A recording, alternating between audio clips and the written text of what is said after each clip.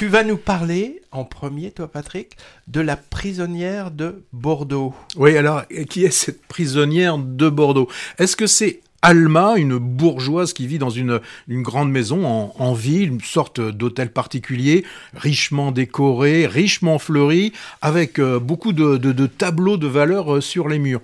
Ou cette prisonnière de Bordeaux? Est-ce que c'est Mina, une jeune mère venant d'une lointaine banlieue de Narbonne? Alors, elle arrive là, flanquée de ses 2 jeunes enfants, et elle ne porte pas que ses enfants aussi. Elle a beaucoup de problèmes, on le sent, des problèmes de la vie quotidienne. Alors, ce sera à vous de décider de l'une ou de l'autre, laquelle vous allez considérer comme étant la prisonnière de Bordeaux.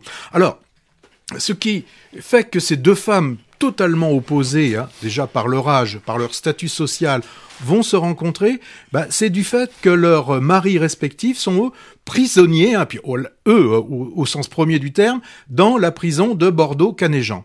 Alors, c'est lors d'un parloir que les 2 femmes vont se croiser pour la première fois, et pour des raisons de logistique et aussi pour remplir cette grande maison et aussi pour remplir sa vie, Alma, la bourgeoise, va proposer à Mina d'emménager dans la dite maison et parallèlement aussi, elle lui trouvera un métier. Alors, tout au long du film, on va en apprendre un peu plus sur ce qui a fait que les hommes se soient retrouvés incarcérés, mais c'est vraiment pas le sujet du film. Ce qui importe, c'est de suivre la relation qui va se créer entre ces 2 femmes. La réalisatrice, c'est Patricia Mazui. Elle a choisi de réunir 2 actrices, Isabelle Huppert, la grande bourgeoise désabusée, et Afsia Hersi, la jeune et néanmoins femme battante, on peut le dire. Alors, c'est une réunion de 2 actrices qu'on a déjà vues, mais il y a vraiment que quelques semaines, en juillet. C'était dans le dernier film de Téchiné, dans Les gens d'à côté.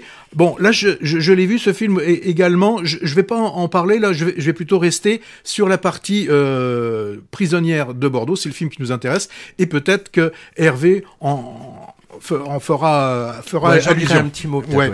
Alors, quel résultat pour ce film? Pas de souci. Alors les 2 actrices sont épatantes. Isabelle Huppert démontre, si c'était encore nécessaire, qu'elle peut tout jouer, du mélo à la comédie, en passant par le film policier.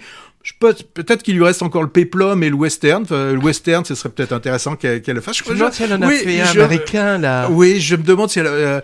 il y avait le grand film... va nous revenir. Oui, ça va nous revenir. Oui. C'était le western. Ouais. Mais alors... Donc là, pas de souci là-dessus, pas de souci. Afia Hersi aussi, elle nous montre après des films comme Le Ravissement ou Borgo, qu'elle aussi, elle a beaucoup de cordes à son arc. Peut-être faudrait qu'elle aille un petit peu vers la comédie et qu'elle sourit peut-être un petit peu plus. Enfin, bon, ça c'est un conseil personnel. Il n'y a pas beaucoup de coups à sourire dans le film. Quand même, qu'elle ne suivra pas. Moi, je trouve que le souci est ailleurs. C'est le scénario, ou plutôt, pour moi, une absence de scénario. Alors, il y a bien derrière une histoire de vol de montre qui nous explique la raison de la prison pour le mari de Mina. Il y a un épisode que je ne vais pas narrer, un peu farfelu, que je trouve là aussi, il tient pas trop la route.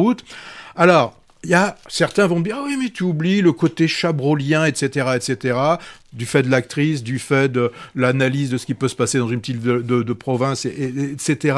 Bon, au final, moi, quand je vais voir un film, j'ai pas juste envie de voir 2 actrices de talent. C'est pas la conception du cinéma que j'ai.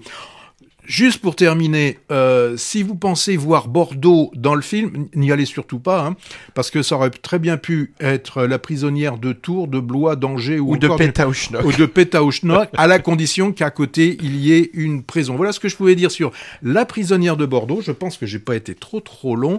Et là maintenant, maintenant il va en rajouter une couche. Une petite couche, ouais. Encore une histoire qui nous montre la rencontre entre Carpe et Lapin, avec ces 2 femmes aux antipodes sociales qui vont copiner. Bon, alors le scénario que tu aimes pas, il est signé François Bégodeau. Et c'est vrai qu'il comporte des faiblesses, mais moi je trouve que le film de Patricia Mazui vaut essentiellement, en effet, pour les partitions jouées par les 2 actrices. Moi, elle arrive encore à surprendre Huppert. Elle est tellement parfaite dans la subtilité de son jeu de bourgeoise blessée. Je sais que ça finit par énerver certains, que ces performances d'actrice commencent à lasser, parce que en tant que spectateur, on ausculte l'actrice l'actrice au détriment du personnage finalement. Hein. Bon, moi j'en redemande. Hein. Et Afsia Herzi, bon, magistrale aussi. Hein. Tu l'as dit, hein, on a loué déjà son jeu magistral. Un des meilleurs films de 2023, c'était Le Ravissement. Et elle était aussi gardienne de prison très secrète dans le récent Borgo. Ouais, j'ai moins aimé celui-là. Ouais. Là, on la retrouve en milieu carcéral, mais côté visiteur. Toujours dans la retenue butée, tellement subtile elle aussi. Alors, cette histoire d'amitié sur fond d'opposition de classe sociale, c'est vrai qu'il n'est pas si éloigné du dernier long métrage d'André Téchiné, hein, sorti en juin, Les gens d'à côté, qui confrontait les deux mêmes actrices. Huppert était flic et Afsia Herzi épouse d'un activiste Black Bloc, avec un peu d'ailleurs la même impression personnelle, un jeu d'actrice poussé à la perfection, mais au service d'un scénario qui pêche un peu par manque de crédibilité.